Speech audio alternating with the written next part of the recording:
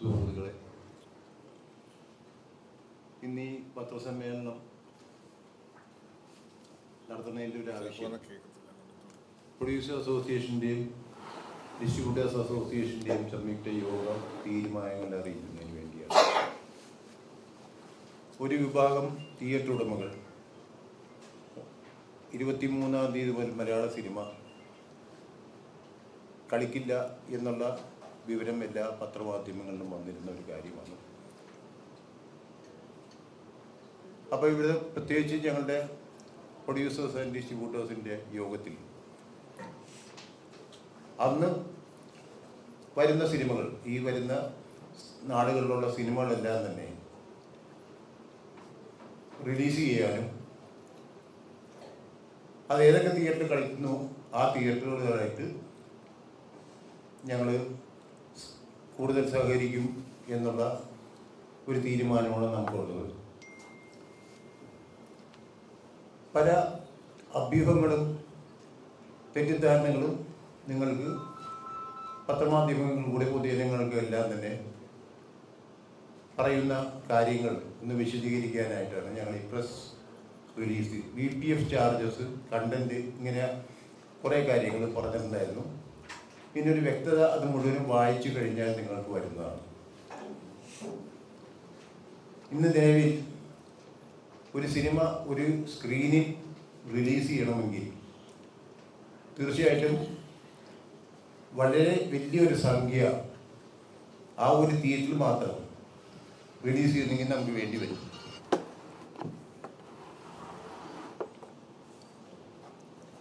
അപ്പോൾ അത് മുന്നിൽ കണ്ടുകൊണ്ടാണ് ഫിലിം പ്രൊഡ്യൂസേഴ്സ് അസോസിയേഷൻ്റെ നേതൃത്വത്തിൽ ഡിജിറ്റൽ കണ്ടന്റ് മേക്കിംഗ് ഒരു സിസ്റ്റം ഇവിടെ ഉണ്ടാക്കുകയും അതിൻ്റെ വിശദ വിവരങ്ങളാണ് നിങ്ങളുടെ കയ്യിൽ ഇപ്പോൾ ഇരിക്കുന്നത്. കമ്പാരിറ്റീവ്ലി അതിൻ്റെ കണക്കുകളോ കാര്യങ്ങളോ എല്ലാം സംശയം തീർക്കുന്ന വിധത്തിൽ നിങ്ങളുടെ കയ്യിലിരുന്നത്. VPF ചാർജസ് എന്ന് പറയുന്ന കുത്തക ആയിട്ടുള്ള കുറച്ച് കമ്പനികൾ ആണ് നിലവിൽ ഇവിടെ ഉള്ളത്.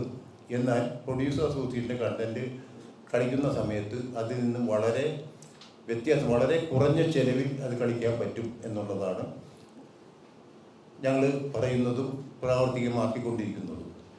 ഏകദേശം 100 സ്ക്രീനോളം ഞങ്ങളുടെ കണ്ടന്റ് കളിക്കുന്ന തിയേറ്റർ കേരളത്തിലുണ്ട്. അതായിരുന്നു ആദ്യം ഉണ്ടാക്കിയ ഒരു കൺഫ്യൂഷൻ. ഇവിടെ പ്രൊഡ്യൂസർ അസോസിയേഷൻ അതൊരു കുത്തക മുതലാളിത്തരം എന്നുള്ള, അല്ലെങ്കിൽ ഏതാനും ചിലർ ചേർന്ന് കൊള്ളയടിക്കുന്ന ഒരു മാതൃകയാണ് ഇവിടെ ഉള്ളതെന്നും, എന്നാൽ അതൊന്നുമല്ല. പ്രൊഡ്യൂസർ അസോസിയേഷൻ്റെ നേതൃത്വത്തിൽ അവരുടെ ജനറൽ ബോഡി തീരുമാനിച്ച പ്രകാരമാണ് അങ്ങനെ ഒരു സിസ്റ്റം ഇവിടെ വർക്ക് ചെയ്യുന്നതും ഈ ബിൽഡിങ്ങിൽ തന്നെ വർക്ക് ചെയ്യുന്നതും. അതിൻ്റെ നിരക്കുകളെല്ലാം തന്നെ നിങ്ങളുടെ കയ്യിലുണ്ട്. പിന്നെ ഈ സമരസംബന്ധമായിട്ട് ഏകപക്ഷീയമായ സമരങ്ങൾ പാടില്ല എന്നും പറഞ്ഞാണ് ഫിയോക്ക് തുടങ്ങിയത്. പക്ഷേ കാലം മാറിയപ്പോൾ അതിൻ്റെ സ്വരവും മാറി. അത് ഞങ്ങൾക്ക് കടുത്തായ അമർഷമുണ്ട്. ഇവിടെ സമരമല്ല, ഒന്നാമത് സിനിമക്ക് ആളുകൾ കയറിക്കൊണ്ടിരിക്കുന്ന സമയത്ത് 3 സിനിമകൾ നിങ്ങൾക്കറിയാം, ഈ അടുത്ത ഈ റിലീസായ സിനിമകളെല്ലാം തന്നെ വളരെയധികം പ്രതീക്ഷകൾക്കപ്പുറമായിട്ട് കളക്ട് ചെയ്തുകൊണ്ടിരിക്കുന്നു. ജനം സിനിമയിലേക്ക് തിരിച്ചു വന്നുകൊണ്ടിരിക്കുന്നു. ഈ സമയത്താണ് ഏകപക്ഷീയമായിട്ടുള്ള ഒരു സമരതന്ത്രം അല്ലെങ്കിൽ സമര പരിപാടികളാണ് കൊണ്ടുവരുന്നത്. ഇതിലൊന്നും തന്നെ പ്രൊഡ്യൂസേഴ്സും ഡിസ്ട്രിബ്യൂട്ടേഴ്സും യാതൊരുവിധ ഭാഗവാക്കില്ല. അങ്ങനെ സമരം ചെയ്യുന്ന തിയേറ്ററുകളിൽ യാതൊരു വിധത്തിലും ഈ ഇൻഡസ്ട്രി ഞങ്ങളുടെ എല്ലാവരുടെയും കൂടെ തീരുമാനം സഹകരിക്കേണ്ടത് എന്നുള്ളത് തന്നെയാണ്. മൂന്നാമതായിട്ട് ഞങ്ങൾ പറയാൻ ഉദ്ദേശിക്കുന്നത്, ഇനി ഒരു ഒത്തുതീർപ്പ ചർച്ചയോ മറ്റുള്ള കാര്യങ്ങളുണ്ടെങ്കിൽ ഞങ്ങൾക്ക് അതിൻ്റെ ആവശ്യമില്ല. അത് ഞങ്ങളുടെ അപ്പേറ്റ് ബോഡിയായിട്ടുള്ള ഫിലിം ചേംബർ ഓഫ് കോമേഴ്സ് അത് ആക്ച്വലി ഇന്ന് അല്ലെങ്കിൽ നാളെ ഉച്ചയ്ക്ക് ശേഷം ഈ വക ഇഷ്യൂസ് സംസാരിക്കാൻ വേണ്ടിയാണ് വെച്ചിരുന്നത്. അപ്പോഴാണ് സമരം വന്നത്. അപ്പം ഞങ്ങൾ വിചാരിക്കുന്നത് ഇനി അതിനെപ്പറ്റി ഒരു സംസാരം വേണ്ട. എന്തിനു വേണ്ടിയ സമരമൊന്നും അവർക്ക് തന്നെ ലക്ഷ്യമില്ല. പിന്നെ OTT പ്ലാറ്റ്ഫോമിലെ കച്ചവടവും കാര്യങ്ങളൊക്കെയാണ് അവർ പറയുന്നത്. അപ്പോൾ അതൊന്നും പ്രാക്ടിക്കൽ അല്ലാത്ത തീരുമാനമാണെന്ന് നേരത്തെ തന്നെ ചേംബറിൽ എക്സിക്യൂട്ടീവ് കമ്മിറ്റി നടക്കുന്ന സമയത്ത് തന്നെ പടം എടുക്കുന്ന പ്രൊഡ്യൂസേഴ്സൊക്കെ തന്നെ ഒബ്ജക്റ്റ് ചെയ്തിട്ടുണ്ട്.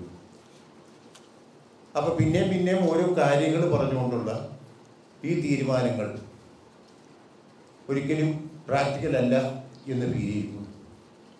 വ്യക്തമായിട്ട് ഞങ്ങൾക്ക് പറയാനുള്ളത്, ഫിയോക് എന്ന പറഞ്ഞ സംഘടനയിൽ ഇന്ന് നിലവിലുള്ള ഭരണാധികാരികൾ മാറാതെ ഫിയോക് എന്ന് പറഞ്ഞ സംഘടനയെ ഞങ്ങൾ അംഗീകരിക്കില്ല. ഞങ്ങൾ പ്രൊഡ്യൂസേഴ്സും ഡിസ്ട്രിബ്യൂട്ടേഴ്സും അടങ്ങിയ സംഘടന അതിനെ അംഗീകരിക്കുന്നില്ല. യാതൊരുവിധ ഒത്തുതീർപ്പ് ചർച്ചകളും ഉണ്ടാകില്ല. ചേംബറിലൊന്നും ഇനിയൊരു മീറ്റിംഗ് ഷെഡ്യൂൾ അനുസരിച്ച് ചെയ്തിരുന്ന കാര്യങ്ങൾ ഞങ്ങൾ അത് ബോയ്ക്കോട്ട് ചെയ്യുകയാണ്. ആരും തന്നെ അവിടെ ഹാജരാകില്ല. തുടർന്ന് അങ്ങോട്ടുള്ള കാര്യങ്ങൾ 1K എന്ന് പറയുന്ന, അതായത് നമ്മൾ ഹോം തിയേറ്ററിൽ യൂസ് ചെയ്യുന്ന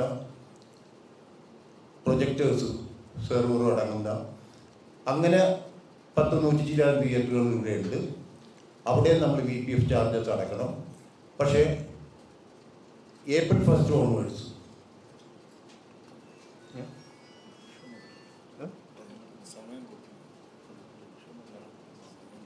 വിഷു റിലീസ്, അതായത് റംസാൻ ആയതുകൊണ്ട് വിഷു റിലീസ് മുതൽ അങ്ങനെയുള്ള തിയേറ്റേഴ്സിൽ പടം നൽകില്ല. ബിക്കോസ് നിങ്ങൾക്ക് എല്ലാവർക്കും അറിയാം നിങ്ങൾ യൂസ് ചെയ്യുന്ന ക്യാമറയുടെ വാല്യൂ എന്താണ്.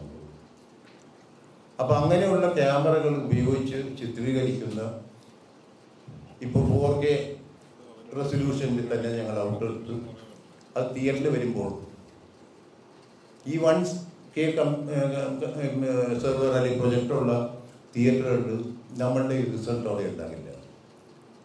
ഇത് സമയങ്ങൾ നമ്മൾ എല്ലാം പറഞ്ഞിരുന്നു. പക്ഷേ ഇതിന് അന്തിമമായിട്ടൊരു കാര്യം ഉണ്ടാക്കണം എന്നുള്ള ചർച്ച ഇന്ന് അതിന് തീരുമാനമായിരിക്കുന്നു. അപ്പോൾ അങ്ങനെയുള്ള 1K പ്രൊജക്ടേഴ്സോട് കൂടിയുള്ള തിയേറ്റേഴ്സും VPF ചാർജ് ഞങ്ങൾ അടച്ചുകൊണ്ടും ഇനി ഒരിക്കലും സിനിമ പ്രദർശിപ്പിക്കാൻ നൽകുന്നതല്ല. അതാണ് പരമപ്രമാദമായിട്ടുള്ള കാര്യം. രണ്ടാമത്, ഇനി ഒരു ചർച്ചക്കോ മറ്റുള്ള വഴികൾക്കോ ഒന്നും തന്നെ ഞങ്ങൾ സന്നദ്ധരല്ല എന്നാണ് ഞങ്ങൾക്ക് ഈ പ്രസിനോട് പറയാനുള്ളത്. Thank you. സമരത്തിന് ഇല്ല എന്ന് പറയണത് എന്തുകൊണ്ടിട്ടാണ്? സമരം ചെയ്യട്ടെ എന്നാണ് ഞങ്ങൾ പറയുന്നത്. അപ്പം ഞങ്ങൾക്ക് സമരമില്ല എന്നുള്ള വാർത്തയൊന്നും ഞങ്ങളിൽ എത്തിയിട്ടില്ല. അത് മാത്രമല്ല, അങ്ങനെ എത്തിയാൽ തന്നെ ഒരു ചർച്ചകളിൽ ഞങ്ങൾ തയ്യാറല്ല.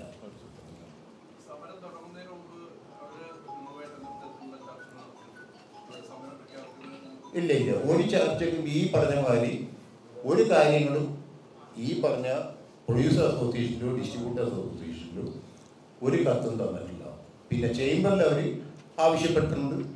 വളരെ മര്യാദപൂർവ്വം നാളെ ചേംബർ മീറ്റിംഗ് കഴിഞ്ഞുള്ള സമയത്ത് അതിനെപ്പറ്റി ചർച്ചയാകാം എന്നുള്ള ഒരു സൂചന കൊടുത്തു കഴിഞ്ഞപ്പോഴാണ് സമരമാർഗവുമായിട്ട് വന്നിരിക്കുന്നത്. അപ്പോൾ ചർച്ചയില്ലാത്ത സമരം ഞങ്ങളെപ്പോലുള്ള ആൾക്കാർക്ക് ബുദ്ധിമുട്ടാണ്. സമരം ഇല്ലെങ്കിൽ വേണ്ട, സമരം ചെയ്യേണ്ടതേ. ഞങ്ങൾക്ക് എന്താ പ്രശ്നം? ഞങ്ങൾ സമരം ചെയ്യണമെന്ന് പറയുന്നത് സമരം ചെയ്യേണ്ടെന്ന് പറയുന്നില്ല. അത് അവരുടെ ഇഷ്ടത്തിനുള്ള കാര്യമല്ലേ. ഞങ്ങളെന്തിനാ അതിൽ ഭാഗമാക്കാവുന്നത്?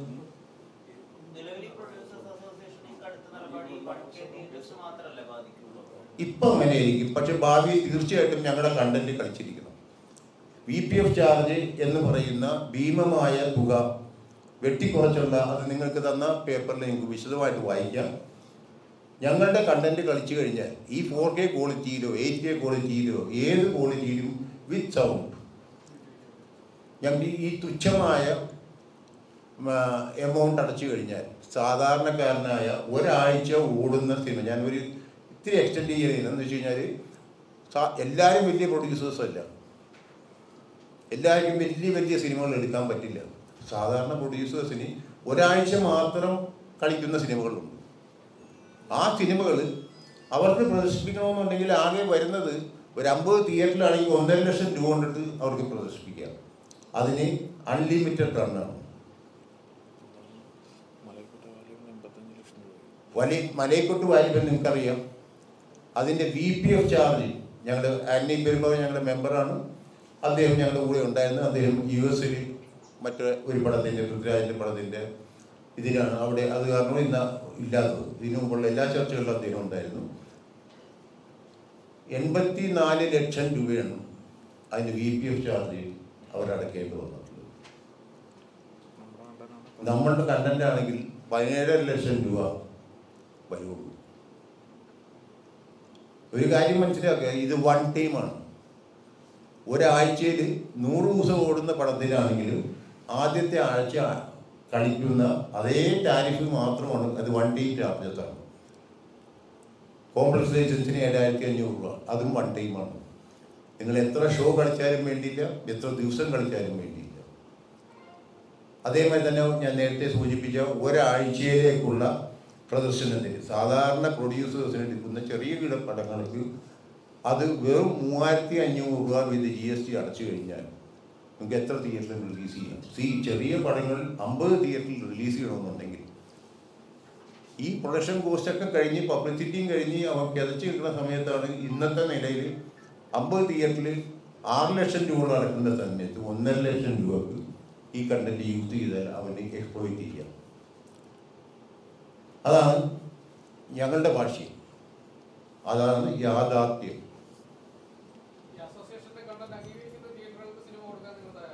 തീർച്ചയായിട്ടും ഞങ്ങൾ കൊടുത്തോണ്ടിരിക്കണം. അങ്ങനെയാണല്ലോ. ആൻഡ് സെയിം ടൈം ഇതിൽ വലിയ തെറ്റിദ്ധാരണ വരുത്തിയത് ഞങ്ങൾ ആരെയും എനിക്ക് തോന്നുന്നു ഈ വിവരമില്ലാതെ ഒരു കാര്യങ്ങൾ പഠിക്കാതെ സംസാരിക്കുമ്പോൾ പറ്റുന്ന അബദ്ധങ്ങളാണ്.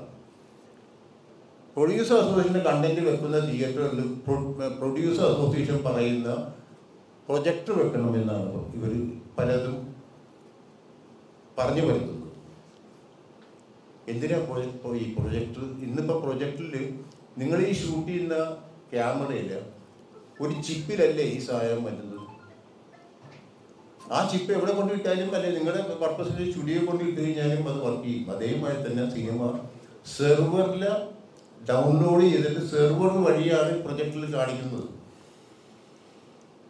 അപ്പം അതിന് ഇന്ന് മൾട്ടി നാഷൻസിൻ്റെ മൾട്ടി കോർപ്പറേറ്റ്സിൻ്റെ ക്യൂബി ഓഫ് പോലെയുള്ള അവർക്ക് വഴിപ്പെട്ടുകൊണ്ട് അതിൻ്റെ സെർവർ ഡീറ്റെയിൽസ് ലോക്ക് ചെയ്തിരിക്കുകയാണ്. അതിന് തിയേറ്ററുകാർ കൂട്ടുനിൽക്കുന്നു. അതിന് വേറെ വലിയ ഞാൻ ആരോപണങ്ങളല്ല പറയുന്നത്, യാഥാർത്ഥ്യങ്ങളാണ്. അത് അവർക്ക് ഞാനും ഒരു തിയേറ്റർ ഉടമയായിരുന്നു. മൈമൂൺ ലുലു എന്നുള്ള ഈ ജനറേഷനിലുള്ളവർ ചിലപ്പോൾ ഓർക്കണ്ടാവും. ഞാൻ അവിടെ തിയേറ്ററിൽ പ്രൊജക്ടറോട് കൂടിയാണ് അതിന് കാര്യങ്ങളൊക്കെ ചെയ്തിരുന്ന നമ്മുടെ തിയേറ്റർ ഉടമകളാണ്. പണ്ട് കാലങ്ങളിൽ ഞങ്ങളൊക്കെ സിനിമ റീൽസിലായിരുന്ന സമയത്ത് അന്ന് ബോക്സസ് കൊണ്ടുപോയി കൊടുക്കുക, ആ സിനിമയുടെ ബോക്സസ് കൊണ്ടുപോയി കൊടുക്കുക, മറ്റുള്ളത് അവർ പ്രദർശിപ്പിക്കുക എന്നുള്ളതാണ് അന്നത്തെ നയം. ഇന്ന് ഡിജിറ്റലൈസേഷൻ വന്നു കഴിഞ്ഞപ്പോഴത്തേക്ക് ഇങ്ങനെ ഒരു മാർഗം വന്നപ്പം ഞാൻ പറയുന്നു അത് നമ്മളുടെ ഒരു അറിവില്ലായ്മ ആയിരിക്കാം, തിരിച്ചറിവില്ലാത്ത ഒരു കാലഘട്ടത്തിൽ കൂടെ പോയതിൻ്റെ വിദൂരമായിട്ടുള്ള ഒരു അവസ്ഥയാണ് ഇപ്പോൾ എത്തിയിരിക്കുന്നത്. അതുകൊണ്ടിട്ടാണ് നമ്മൾ പറയുന്നത് ഞങ്ങളുടെ പടം ഞങ്ങൾ ഈ പ്രൊജക്റ്റിൽ ഈ കണ്ടന്റ് തരുന്ന സെർവറിൽ ഞങ്ങൾ ഫീഡ് ചെയ്ത് കഴിഞ്ഞാൽ ഞങ്ങൾക്ക് ഇത്രയും തരാൻ പറ്റുള്ളൂ. ഒരുപക്ഷെ ഈ അടുത്ത പൂർണ്ണ യോഗത്തിൽ ഇത് ഞങ്ങളുടെ ചാർജസ് മാത്രമേ ഞങ്ങൾ അടക്കുകയുള്ളൂ, അല്ലെങ്കിൽ ഞങ്ങൾ പടം കഴിക്കുന്നില്ല എന്നുള്ള തീരുമാനവും വരാം.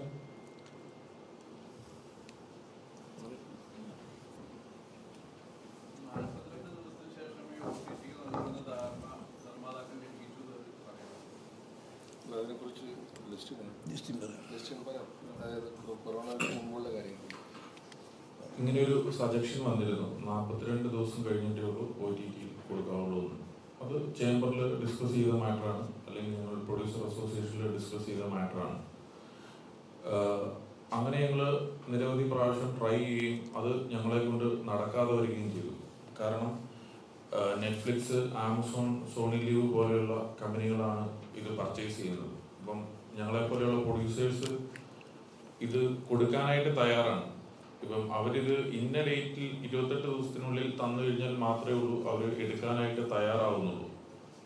ഇപ്പോൾ പല സിനിമകളും വേണ്ട എന്നാണ് പറയുന്നത്. അപ്പോൾ അങ്ങനെയുള്ളൊരു സാഹചര്യത്തിൽ ഞങ്ങൾക്ക് എങ്ങനെയാണ് 42 ദിവസം കൊണ്ടേ ഉള്ളൂ തരാൻ പറ്റുള്ളൂ എന്ന് പറയാൻ പറ്റുക? അത് നടക്കുന്ന സാഹചര്യമല്ല. അപ്പം ഞങ്ങൾ ചേംബറിൽ ഞങ്ങൾ പ്രൊഡ്യൂസേഴ്സ് എല്ലാം കൂടെ പറഞ്ഞു, ഞങ്ങൾ ഈ സിനിമ നിങ്ങളെ ഏൽപ്പിച്ചേക്കാം, നിങ്ങൾ പോയി വിറ്റ് കഴിഞ്ഞിട്ട് നിങ്ങൾ ക്ലോസ് വെച്ചു, എഗ്രിമെന്റ് വെക്കുമ്പോൾ 42 ദിവസം കഴിഞ്ഞിട്ട് നിങ്ങൾ വിറ്റാൽ മതി. ഞങ്ങൾക്കും അതാണല്ലോ സൗകര്യം.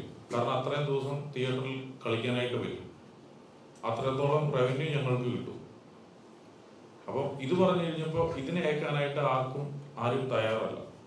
അതുകൊണ്ടിട്ടാണ് ആ കേസ് ഇപ്പോഴും അവിടെ ചേംബറിൽ പെൻഡിങ് ആയിട്ട് കിടക്കുന്നത്. അതുകൊണ്ടിട്ടാണ് അതിന് തീരുമാനമായില്ല എന്ന് അവർ പറയുന്നത്. അല്ലാതെ ഞങ്ങൾ അതിനെ ലംഘിക്കുകയല്ലേ ചെയ്ത്. ഇപ്പം പ്രേമലു എന്ന് പറയുന്ന ഒരു സിനിമ നല്ല രീതിയിൽ പോകുന്നു. അത് 42 ദിവസം കഴിഞ്ഞാലും അതിന് മാക്സിമം ഷെയർ തിയേറ്ററിൽ നിന്ന് കിട്ടും. പക്ഷെ അവര് ആ സിനിമ ഈ കഴിഞ്ഞ ദിവസമാണ് വിറ്റത്. 2 ദിവസം മുന്നെയാണ് ആ സിനിമ വിറ്റത്. അപ്പൊ അവർക്ക് എങ്ങനെയാണ് മഞ്ഞുമൽ ബോയ്സ് എന്ന് പറയുന്ന സിനിമ സൂപ്പർ ഹിറ്റ് ആയിട്ട് പോകുന്നു. പക്ഷെ ഇതുവരെ ഒരു പ്ലാറ്റ്ഫോമും ആ സിനിമ എടുത്തിട്ടില്ല. ഇവര് വിറ്റോട്ടെ, ഞങ്ങൾ പറയുന്നതാണ് 42 ദിവസം കഴിഞ്ഞിട്ട് വിറ്റാൽ മതി, കുഴപ്പമില്ല. ഇവര് ഞങ്ങളെ സഹായിക്കട്ടെ. ഞങ്ങളെ കൊണ്ടിട്ട് ചിലപ്പം നടക്കുന്നില്ല. ഇൻഡിവിജ്വൽ പ്രൊഡ്യൂസേഴ്സിനെ കൊണ്ട് ഇത് സെല്ല് ചെയ്യുമ്പോൾ അത് നടക്കുന്ന സാഹചര്യം അല്ല ഉള്ളത് നിലവിൽ. പ്രൊഡ്യൂസേഴ്സിന്റെ കണ്ടന്റിനെ കുറിച്ച് ഇവർ പറയുന്നത് എല്ലാ സ്ഥലത്തും കളിക്കാൻ പറ്റില്ല എന്നാണ്. അത് തെറ്റായ ധാരണയാണ്. നമ്മള് ക്യൂബ് മാസ്റ്റർ പ്രോ എന്ന് പറയുന്ന സാധനത്തിനാണ് സാധാരണ എല്ലാവരും മാസ്റ്റർ ചെയ്യുന്നത്. ഞങ്ങൾക്കതുണ്ട്. ഞങ്ങൾ അതിന്റെ അഡ്വാൻസ്ഡ് ക്ലിപ്സ്റ്റാർ എന്ന് പറയുന്ന സിസ്റ്റം ഉപയോഗിച്ചാണ്, സോഫ്റ്റ്വെയർ ഉപയോഗിച്ചാണ് അത് മാസ്റ്റർ ചെയ്യുന്നത്. എല്ലാ സ്ഥലത്തും കളിക്കാൻ പറ്റുന്ന ഹൈ ക്വാളിറ്റിയാണ്. സാധാരണ മറ്റുള്ള സർവീസ് പ്രൊവൈഡേഴ്സ് ചെയ്യുന്നതിനേക്കാൾ നല്ല ക്വാളിറ്റിയിലാണ് നമ്മുടെ ഇത് വരുന്നത്. എല്ലാ തിയേറ്ററിലും കളിക്കാൻ പറ്റും. സെർവർ ഡീറ്റെയിൽസ് ഞങ്ങൾക്ക് വേണമെന്നുള്ളതേ ഉള്ളൂ. ഇപ്പോൾ അവര് ചെയ്തുകൊണ്ടിരിക്കുന്ന സ്ഥലത്തൊന്നും ഞങ്ങൾ ആവശ്യപ്പെട്ടിട്ടില്ല. ഒരു തിയേറ്ററിൽ പോലും ഒരു കടന്നു കയറ്റമോ അല്ലെങ്കിൽ അങ്ങനത്തെ സംഭവം ഞങ്ങൾ പ്രൊഡ്യൂസർ അസോസിയേഷനോ ഈ സ്ഥാപനമോ ആവശ്യപ്പെട്ടിട്ടില്ല. തെറ്റായ ഒരു സാധനമാണ് അവർ പറഞ്ഞുകൊണ്ടിരിക്കുന്നത്. അസോസിയേഷന്റെ കീഴിലെന്ന് പറഞ്ഞാൽ ഇതൊരു കമ്പനിയായിട്ടാണ് ചെയ്തിരിക്കുന്നത്. ഇവിടുത്തെ ഭാരവാഹികളായി ഇരിക്കുന്നവരൊക്കെ തന്നെയാണ് ഇതിന്റെ മേളിലുള്ളത്. അത് 2 വർഷം കൂടുമ്പോൾ റിട്ടയർ ചെയ്യേണ്ടത്, അതിനുള്ള എല്ലാ സാധനങ്ങളും ജനറൽ ബോഡിയിൽ അവതരിപ്പിച്ച് എല്ലാവർക്കും അറിയാവുന്നതാണ്. തിയേറ്റർ സെന്ററിന് അതിന്റെ മേൽനോട്ടം എടുക്കേണ്ട കാര്യമില്ല. പ്രൊഡ്യൂസർ അസോസിയേഷന്റെ ജനറൽ ബോഡി അതിന്റെ അംഗങ്ങളും തീരുമാനിക്കും. അതിനകത്തൊരു ക്ലാരിഫിക്കേഷൻ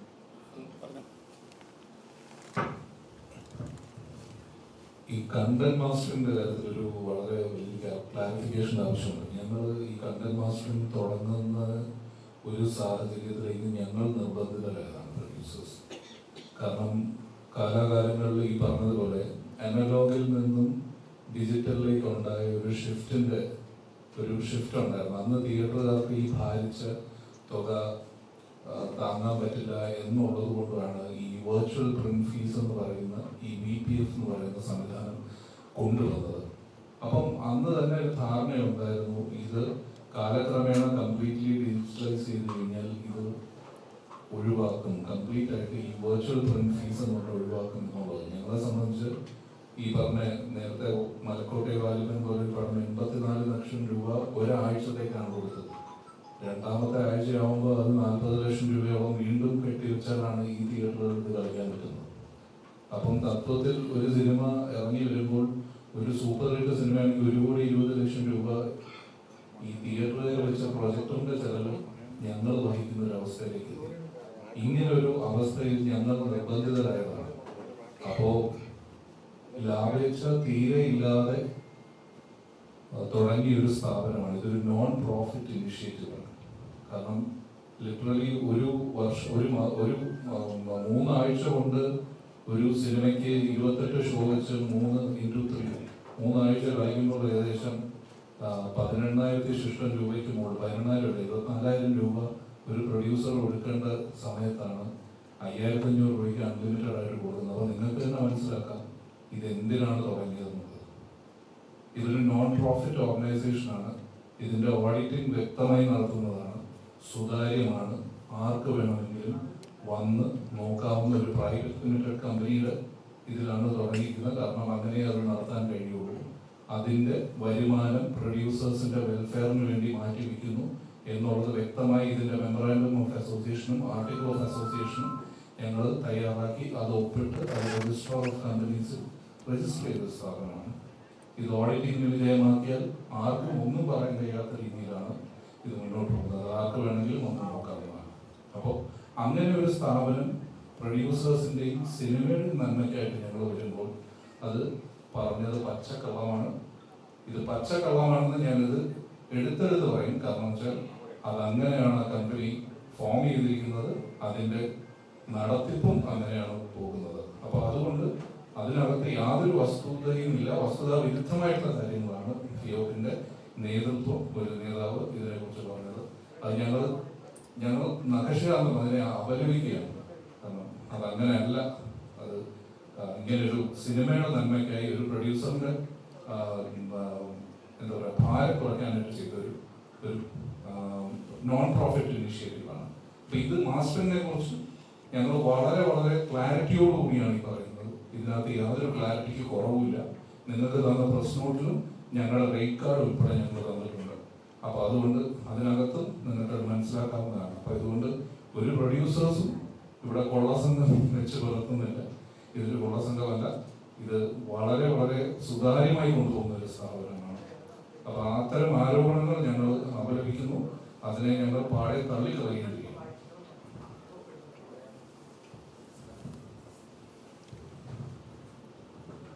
നമ്മുടെ ഫിയോക്കിൽ പറഞ്ഞ വേറൊരു കാര്യം, അതായത് പ്രൊഡ്യൂസർ അസോസിയേഷന്റെ കണ്ടന്റ് വെച്ചാലേ പണം കൊടുക്കുള്ളൂ. അങ്ങനെ പറഞ്ഞത് അങ്ങേര് തന്നെ തിരുത്തി പുതിയ തിയേറ്ററിന് പറഞ്ഞു. ഒരു പുതിയ തിയേറ്റർ എന്ന് പറഞ്ഞാൽ എന്താ? ഒരു പുതിയ തിയേറ്റർ വരുമ്പോൾ ന്യൂ ബിസിനസ്സായിട്ട് വരുന്നവൻ അയാൾക്ക് തിയേറ്ററിന് മുടക്കാം, ഹാള് പണിയാം, ചെയർ വയ്ക്കാം, അത് റിക്ലൈനർ വയ്ക്കാം, പക്ഷെ പ്രൊജക്ടർ മാത്രം വയ്ക്കാൻ പറ്റില്ല. He is going for EMI. Building പണിയുമ്പോൾ ബാംഗ്ലൂർ EMI എടുക്കുമായിരുന്നു. ആ തിയേറ്റർ പുതിയ തിയേറ്ററിലേക്ക് പ്രൊഡ്യൂസർ അസോസിയേഷൻ കണ്ടന്റ് വയ്ക്കണമെന്ന് ഫിയാത്ത് തന്നെ 2 കൊല്ലമായിട്ട് സപ്പോർട്ട് ചെയ്തുകൊണ്ടിരിക്കുന്നതാണ്. അപ്പോൾ ഞങ്ങളിപ്പോൾ റീസെൻ്റായിട്ട് 2-3 തിയേറ്ററിൻ്റെ, ഞാനിവിടെ പേര് പറയുന്നില്ല, നിങ്ങൾ എല്ലാവർക്കും അറിയാം. ഒരു തിയേറ്റർ, സിംഗിൾ തിയേറ്റർ എന്ന തിയേറ്റർ അത് 2ആക്കി.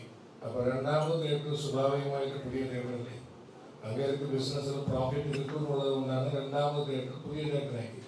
അതിനെ ഞങ്ങൾ അപ്രോച്ച് ചെയ്യുമ്പോൾ ആ തിയേറ്റർ ഓണർ പറയുന്നില്ല, എനിക്ക് ഭയങ്കര ഫിനാൻഷ്യൽ ടൈറ്റാണ്, ഞാനിത് 3ാമതൊരു സ്ക്രീനാക്കും, ആ സമയത്ത് വയ്ക്കാം, സമയം കാരണമെന്ന് പറയും ചോദിക്കുന്നു. അപ്പോഴും പ്രൊഡ്യൂസർ അസോസിയേഷനും ഡിസ്ട്രിബ്യൂട്ടർ അസോസിയേഷനും അയാളുടെ റിക്വസ്റ്റ് പാലിച്ച് നഷ്ടമെന്ന് പറയുന്ന ഈ ഓർഗനൈസേഷൻ ഒരു തിയേറ്ററിനെ 2ആക്കി, 2ാമത് തിയേറ്റർ 3 ആക്കുമ്പോൾ ആ ബിസിനസ് ലാസ് എന്ന് പറഞ്ഞാൽ ആരെങ്കിലും ചെയ്യും? നമ്മളൊന്ന് ആലോചിച്ച് നോക്കുക. 3ാമത് തിയേറ്റർ വന്നപ്പോഴാണ് ഞങ്ങൾ പറയുന്നത് ഇത് മസ്റ്റായിട്ട് വെക്കണമെന്ന് പറയുന്നത്. ആദ്യവും പറ്റൂല എന്ന് പറഞ്ഞത് കൊണ്ടാണ് ഇതെല്ലാം ഫ്ലെയറപ്പ് ആയത്. ഇതുപോലെ വേറൊരു സ്ഥലത്ത് ഒരു സ്ക്രീൻ ഉണ്ടായിരുന്നത് 2ആയി, 2 പെട്ടെന്ന് 4ആയി. അപ്പൊ 2 ഞങ്ങൾ പഴയത് അവർ തന്നെ വെച്ചുകൊണ്ടിരിക്കുന്നതാണ്. പക്ഷെ 3ഉം 4ഉം വെക്കണം എന്ന് പറഞ്ഞപ്പോൾ ചില തിയേറ്ററുകാരുടെ കുറച്ച് സമയം ചോദിക്കും. ഈ ഓർഗനൈസേഷന്റെ ഡിസ്ട്രിബ്യൂട്ടറും പ്രൊഡ്യൂസറും അവരുടെ സമയം ചോദിച്ചാൽ നമ്മൾ അനുവദിച്ചു കൊടുക്കുന്നതാണ്. പിന്നെ ഈ കണ്ടന്റ് പ്രൊവൈഡേഴ്സ് എന്ന് പറയുന്നവരും ഈ പ്രൊജക്ടർ സപ്ലൈ ചെയ്യണമെന്ന് പറയുന്നത്, ഈ പ്രൊജക്ടർ ഒന്നും എന്ത് പറയാനാണ്, പുതിയ പ്രൊജക്ടർ എല്ലാവരും കൊടുക്കുന്നത്.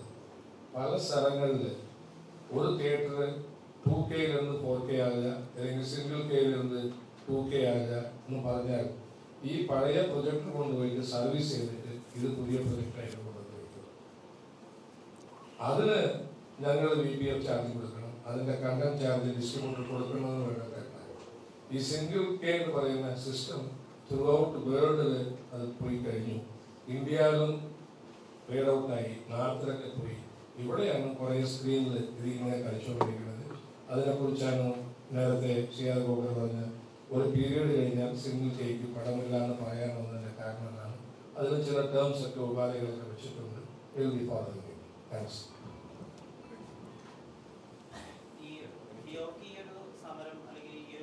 സഹകരണം പറയുന്നത് വരെയും പ്രൊഡ്യൂസേഴ്സ് ഇങ്ങനെ ഒരു ആവശ്യം പറഞ്ഞതായിട്ട് കേട്ടിട്ടില്ല. അപ്പം ഇങ്ങനൊരു സാധ്യത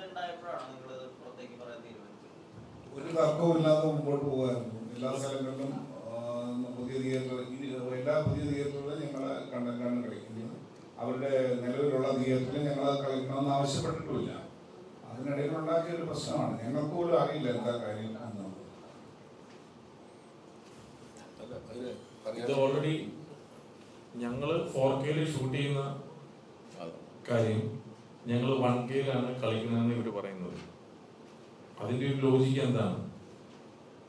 എന്നിട്ട് നമ്മുടെ സിനിമ കാണുന്ന സിനിമാ പ്രേമികളായിക്കോട്ടെ, സിനിമയിൽ ഉള്ള ടെക്നീഷ്യൻസ് ആയിക്കോട്ടെ, ഈ അവിടുത്തെ എന്തൊരു തിയേറ്ററിലാണ് പോയി നിങ്ങൾ കൊടുത്തത്, ഇതാണ് നമ്മൾ കേട്ടുകൊണ്ടിട്ടിരിക്കുന്നത്.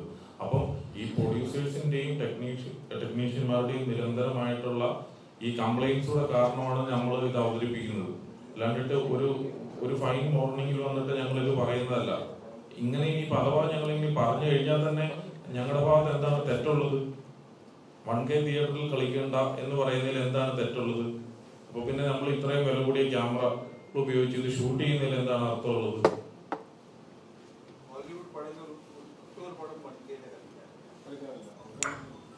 ഇതിൽ ഏറ്റവും വിഷമകരമായ കാര്യം എന്ന് പറഞ്ഞാൽ, നേരത്തെ സമരമില്ല എന്ന് പറഞ്ഞാലും നിങ്ങളുടെ മുന്നിൽ വെച്ച് തന്നെയാണ് പറഞ്ഞത് മലയാളം സിനിമകൾ ഞങ്ങൾ പ്രദർശിപ്പിക്കില്ല. മലയാള മണ്ണിൽ നിന്ന് മലയാള സിനിമകൾ കൊണ്ട് ഏറ്റവും കൂടുതൽ കാശുണ്ടാക്കിയ ഒരു വലിയ വിഭാഗമാണ് ഇവിടുത്തെ തിയേറ്റർ ഉടമകൾ. അതേ മലയാള സിനിമകൾ കളിക്കുന്നില്ല എന്ന് പറയുന്നതും അന്യഭാഷ സിനിമകളോട് ഒരു മമത കാണിക്കുന്നതും, അത് ഞങ്ങൾ മലയാള സിനിമ നിരന്തരം നിർമ്മിച്ചുകൊണ്ടിരിക്കുന്ന നിർമ്മാതാക്കളും നിരന്തരം വിതരണം ചെയ്തുകൊണ്ടിരിക്കുന്ന വിതരണക്കാർക്കും അതൊരു വലിയ എന്താ പറയുക, ഞങ്ങളുടെ മുഖത്തറിയുന്നതിന് തുല്യമാണ്. വിത്തൗട്ട് എനി പ്രൊവോക്കേഷനാണ്. പിന്നെ നമ്മൾ മലയാളി പ്രേക്ഷകർ എന്തുകൊണ്ടാണ് മലയാളി പ്രേക്ഷകരല്ലേ ഈ മലയാള സിനിമകളെ കണ്ട് ഇതേ തിയേറ്ററുകളിൽ പോയി അവരുടെ വരുമാനത്തിൽ നിന്നുള്ള പങ്ക് കൊടുത്ത് സാധാരണക്കാരന്റെ വിനോദമായ സിനിമ എന്ന് പറയുന്ന ഈ മാധ്യമം കണ്ട് വിജയിപ്പിച്ച് എല്ലാവർക്കും ദൈനംദിനം ലാഭം ഉണ്ടാക്കി കൊടുത്തുകൊണ്ടിരുന്നത്. അപ്പം അങ്ങനെ ഒരു മലയാള സിനിമയെ തിരിഞ്ഞു നിന്ന് കൊഞ്ഞനം കുത്തുന്നതിന് അങ്ങനെ ഒരു സമീപനം ഒരിക്കലും തിയേറ്ററുകാരുടെ ഭാഗത്തുനിന്ന് ഉണ്ടാവാൻ പാടില്ലായിരുന്നു. അതിന് അവരുടെ ഭാഗത്തുനിന്ന് ഒരു ഖേദം നമ്മൾ പ്രതീക്ഷിക്കുന്നുണ്ട്.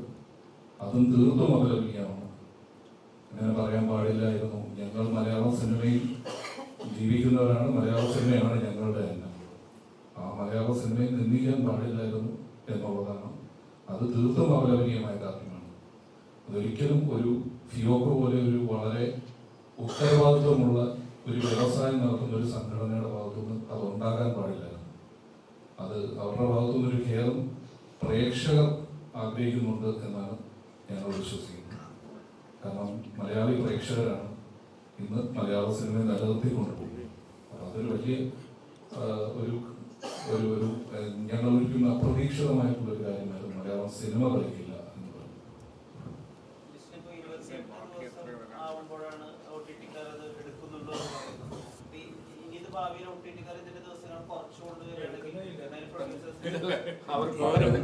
ഇതില് പടങ്ങൾ ഇപ്പൊ അവരെടുക്കുന്നില്ല എന്നുള്ള സത്യമുണ്ട്. എന്നാൽ ഈ ചോദ്യത്തിന് ഉത്തരം പറയണമെങ്കിൽ ഇത് തിരിച്ചറിയേണ്ടത് ആരാണ്? തിയേറ്റർ വിഭാഗം അല്ലേ തിരിച്ചറിയേണ്ടത്. പ്രൊഡ്യൂസേഴ്സിന് എന്തുകൊണ്ട് OTT കൊടുക്കുന്നു? OTT കൊടുക്കുന്നു എന്ന് വെച്ച് കഴിഞ്ഞാൽ തിയേറ്ററിൽ ഈ കാലഘട്ടത്തിലല്ല, ഈ 3-4 മാസമായിട്ടുള്ള ഒരു കളക്ഷൻ ട്രെൻഡ് അല്ലായിരുന്നു തിയേറ്ററുകളിൽ. ആ കളക്ഷൻ ട്രെൻഡ് ഇല്ലാത്തത് കൊണ്ടിട്ട് നമ്മൾ എടുക്കുന്ന കോസ്റ്റ് വെച്ചിട്ട് അതിൻ്റെ ഒരു സേഫർ സൈഡ്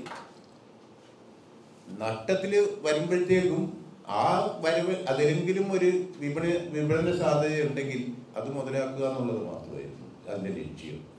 ഇപ്പം അത് സംഭവിക്കുന്നില്ല. എന്നാൽ തിയേറ്ററുകാരിത് തിരിച്ചറിഞ്ഞിട്ടല്ല. ഞങ്ങളൊക്കെ സ്റ്റാൻഡിങ് പ്രൊഡ്യൂസേഴ്സ്, ഞാനടക്കം ഇവിടെ ഇരിക്കുന്ന മെജോറിറ്റി ആൾക്കാർ സ്റ്റാൻഡിങ് പ്രൊഡ്യൂസേഴ്സ്, ഞങ്ങളുടെയൊക്കെ പടങ്ങൾ കളിച്ച് കാശ് കിട്ടിയവരാണ് അവർ.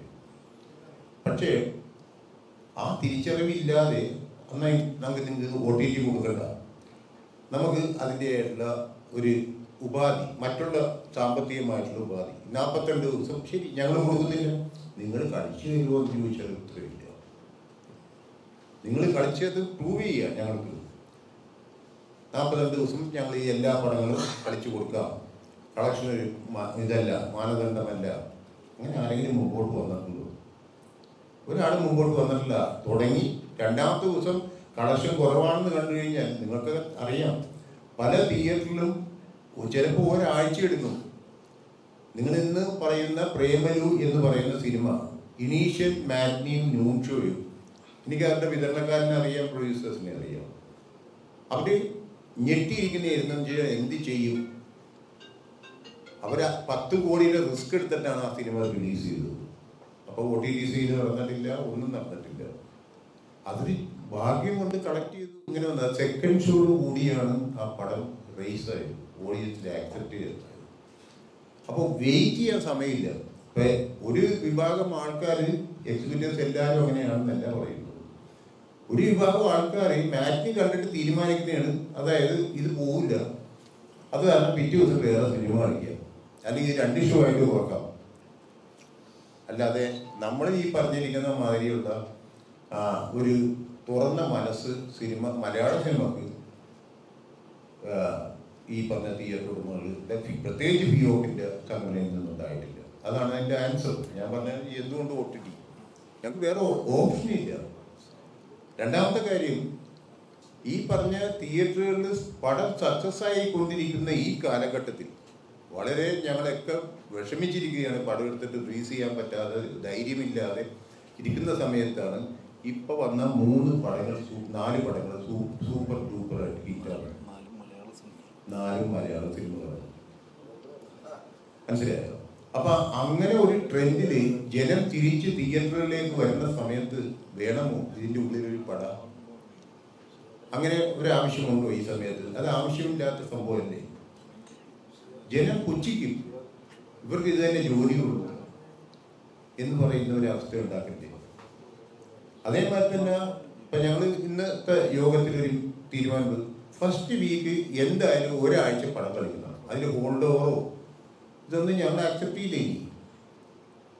അങ്ങനെ നിഷ്കരിക്കുന്ന തിയേറ്ററുകളും വേണ്ട. ഞങ്ങളിപ്പോൾ ഈ പറഞ്ഞ ഇത്രയും സ്ക്രീൻസ് കേരളത്തിലുണ്ട്. ഞങ്ങൾ വിശാലമായി ചിന്തിച്ചിട്ടാണ് ഈ പറഞ്ഞ റിലീസ് കേന്ദ്രങ്ങളുടെ വർധന ഉണ്ടാക്കിയത്.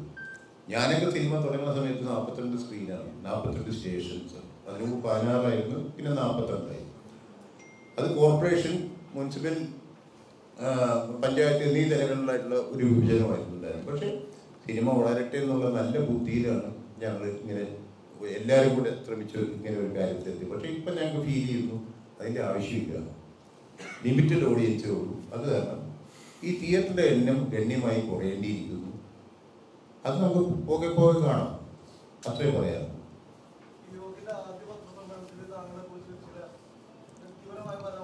ഈ ഞാനിങ്ങനെ ഒരു യോഗത്തിലോ എൻ്റെ അസോസിയേഷനിലോ ഈ പ്രൊഡ്യൂസർ അസോസിയേഷനിലോ ഡിസ്ട്രിബ്യൂട്ടർ അസോസിയേഷനിലോ അത്രയും തരം താഴ്ന്ന ഒരു പ്രസ്താവന നടത്താൻ ഞാൻ തയ്യാറല്ല. അത് എൻ്റെ മാന്യതക്ക് ചോദിച്ചതല്ല എന്ന് വിചാരിച്ചിട്ട്, പറയാൻ അറിയാൻ പാടാത്തത് കൊണ്ടിട്ടല്ല. ഏകപ്രകടനം കൊണ്ട് അത് തീരുമോ? എന്നെ ഉദ്ദേശിച്ച് തീരില്ല. എന്നെ ഉദ്ദേശിച്ചെങ്ങനെ തീരുന്നത്? ഇന്ന് രാഷ്ട്രീയം കളിക്കുന്നു? നോ, അങ്ങനെ ഒരു ഏകപ്രകടനം കൊണ്ടിട്ടൊന്നും തീരുന്ന എല്ലാ കാര്യം അത് ഞാൻ നോക്കിക്കൊള്ളാം. അതിന് അതിൻ്റെ വഴികളുണ്ടല്ലോ, നമുക്ക് കാണാം, കാത്തിരുന്ന് കാണാം. ഈ നിർമ്മാതാക്കളുടെ സംഘടനയുടെ നേതൃത്വത്തിൽ ഏതെങ്കിലും ഒരു കണ്ടന്റ് മാസ്റ്ററിംഗ് യൂണിറ്റ് പ്രവർത്തിക്കുന്നു? അതുകൊണ്ട് അതല്ലേ നേരത്തെ പറഞ്ഞത്, നിങ്ങൾ ഇപ്പോഴാണ് അത് നിങ്ങൾക്ക് ആ ബുക്ക് പ്രൊഡ്യൂസർമാരുടെ പേര് ഉണ്ട്, അവർ പറയാൻ തയ്യാറാണെന്നാണ് പറയുന്നത്. നാണക്കേടോ? അവർ നവംസകരങ്ങളാണോ? നമ്മൾ അവരെന്താ അന്യ മതത്തിൽപ്പെട്ട അന്യ ദേശക്കാരുമല്ലോ.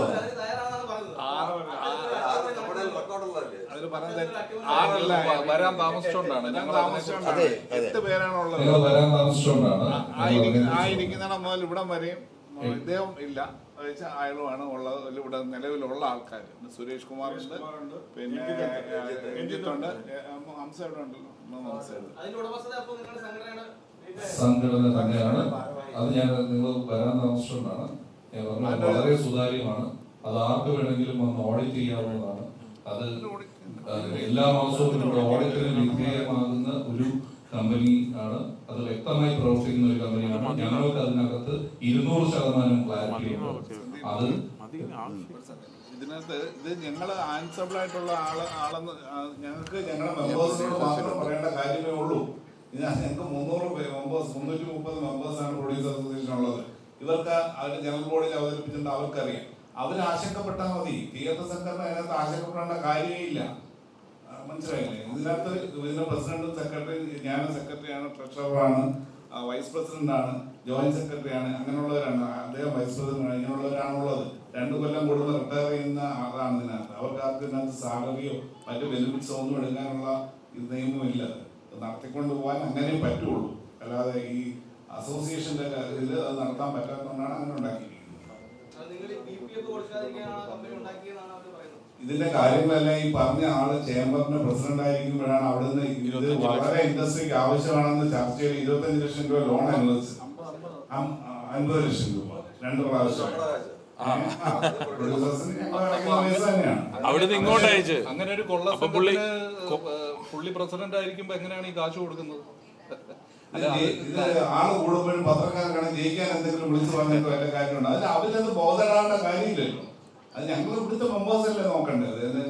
ഞങ്ങൾ ഇതിനകത്ത് എന്തെങ്കിലും ഇലക്ടഡ് ബോഡിയാണ് കൊള്ളരുതായ്മ കാണിച്ചിട്ടുണ്ടെങ്കിൽ അവർ നോക്കണം. ഞങ്ങളുടെ മെമ്പേഴ്സാണ് നോക്കണ്ടേ. അവർ ജനറൽ ബോഡി ചോദ്യം ചെയ്യണം. അല്ലാതെ വേറൊരു സംഘടന മൈക്ക് വഴി വിളിച്ചു പറഞ്ഞ് പത്രത്തിൽ വിളിച്ചു പറഞ്ഞിട്ട് കാര്യമുണ്ടോ? അല്ലല്ലോ. പിന്നെ അവർ ഉന്നയിച്ച മറ്റൊരാരോപണം ഈ പോസ്റ്ററുകൾ അടിക്കുന്നതിന് കൃത്യമായ തസ്തിക പറയില്ല, അവർക്ക് പൈസ കൊടുക്കുന്നത് അവരാണ്, നിങ്ങൾ കൊടുക്കുന്നില്ല.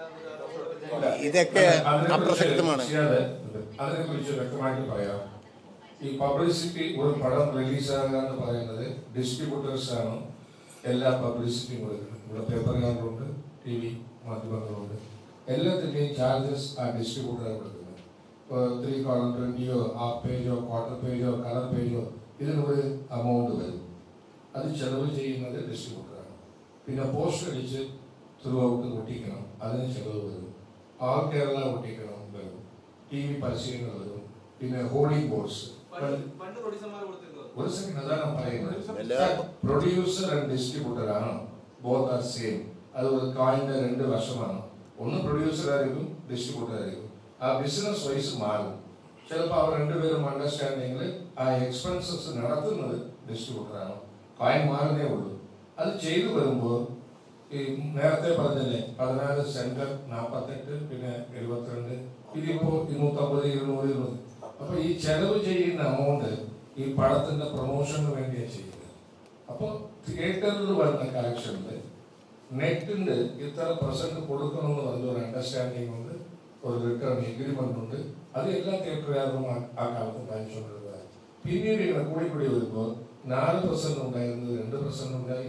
2% തരവില്ലാന്നാണ് ഇപ്പൊ അവർ പറയുന്നത്. ഇപ്പൊ ഞങ്ങൾ ചെലവ് ചെയ്യുന്ന ഷെയർ, ഈ ചെലവ് ചെയ്താലല്ലേ തിയേറ്ററിൽ ആളുകളുള്ളൂ. പടം വരുന്നുള്ളത് എങ്ങനെ പബ്ലിക്കിന് അറിയാം, കാണിക്കണം. പണ്ടത്തെ കാലത്തൊക്കെ ചെണ്ട കൂട്ടി മറ്റേ മാട്ടുവണ്ടിയിലാണ് പടങ്ങള് പബ്ലിസിറ്റി ചെയ്തത്. ഇപ്പൊ പുതിയ യൂട്യൂബോ മറ്റേ ഒരുപാട് കാര്യങ്ങൾ നമ്മൾ ചെയ്തു പോകുന്നു. അത് തരുന്നതിൽ എന്താ പ്രശ്നം? പോസ്റ്റ് ഞങ്ങൾ അടിക്കുന്നു. ഇപ്പൊ അവർ പുതിയ എന്താണെന്ന് വെച്ചാൽ പോസ്റ്റ് പോലും ഞങ്ങളുടെ തിയേറ്ററിൽ ഡിസ്പ്ലേ ചെയ്യൂല. ബിക്കോസ് അതിന് കാശ് തരണം, ഞങ്ങൾ ചെയ്യൂല. എല്ലാവരും മൊബൈൽ ഉണ്ടെങ്കിൽ അവൻ ബുക്ക് മൈ ഷോ വഴിയോ തിയേറ്ററിൽ ഞങ്ങൾ അതിൽ എതിരാണ്. ഒരു തിയേറ്ററിൽ കളിക്കുന്നത് ആ തിയേറ്ററിൽ ഞങ്ങളുടെ പടം കളിക്കുകയാണെങ്കിൽ പബ്ലിക്കിന് ഈ പടമാണ് കളിക്കുന്നത് കാണിക്കണം. അതിന് പകരം തിയേറ്ററിന്റെ ഫ്രണ്ടില് മറ്റേ കോൾഗേറ്റിന്റെ പരസ്യമോ അല്ലെങ്കിൽ മറ്റേ ബാങ്കിന്റെ പരസ്യമോ അത് വയ്ക്കാനല്ല. തിയേറ്റർ നടത്തുന്നത് ഞങ്ങളുടെ പടം കാണാനാണ് പബ്ലിക് അവിടെ വരുന്നത്. അപ്പൊ പടത്തിന്റെ പോസ്റ്റർ കൂടി വേണമെന്നാണ് ഞങ്ങൾ പറയുന്നത്. കളിക്കുന്ന പടം കാണിക്കണമെന്നാണ്. I think you will all agree for it. അവരവരുടെ പ്രോഡക്റ്റ് കാണിക്കുമ്പോൾ കാണിക്കട്ടെ, അത് കാണിക്കില്ല. അതിന് പകരം തിയേറ്ററിൽ വരുന്ന ഓഡിയൻസിന് you can use this paste, you can use ആ കൺസ്യൂമർ ഐറ്റം, ഈ TV മേടിക്കും. ഇത് കാണിക്കാൻ എന്താ തിയേറ്റർ? നമ്മുടെ TV-യിലൊക്കെ ഡെയിലി കാണിച്ചുകൊണ്ടിരിക്കുകയല്ലേ. അപ്പൊ ഇത് കൊടുക്കാനായിട്ട് ബുദ്ധിമുട്ടിലാണ് പബ്ലിസിറ്റിനെ കുറിച്ച് ചോദിക്കുന്നത്. വേറെ എന്തെങ്കിലും അവർ പറഞ്ഞതിൽ വിട്ടുപോയാൽ ഒന്ന് ചോദിക്കാം സുഹൃത്ത്. ഈ കണ്ടന്റ് മാസ്റ്ററിങ്ങിനെ കുറിച്ച് ചോദിച്ചപ്പോൾ ഒരു ക്ലാരിറ്റി, നമ്മുടെ വീടിന്റെ തട്ടുമ്പുറത്തെ നമ്മുടെ അറിവില്ലാതെ ഒരാൾ വന്ന് താമസിക്കുന്നു. ഇത് മാക്സിമം 1-2 ദിവസത്തിൽ കൂടുതൽ താമസിക്കാൻ പറ്റുമോ? കേരള ഫിലിം പ്രൊഡ്യൂസേഴ്സ് അസോസിയേഷന്റെ ഈ ബിൽഡിങ്ങിന്റെ മുകളിൽ ആണ് ഈ കണ്ടന്റ് മാസ്റ്ററിങ്. അത് പ്രൊഡ്യൂസേഴ്സിൻ്റെ സമ്പൂർണ്ണമായ അനുമതി ഇല്ലാതെ ഇവിടെ പ്രവർത്തിക്കാൻ പറ്റുമോ? അപ്പോൾ ആ പറഞ്ഞതിനകത്ത് ഒരു കഴമ്പുമില്ലാത്ത ഒരു ആരോപണം ഉന്നയിക്കുക എന്നുള്ളതല്ലാതെ അതിനപ്പുറത്തേക്ക് വേറെ ഒരു കാര്യമില്ല എന്നുള്ളതും കൂടെ എന്ന് പറയട്ടെ.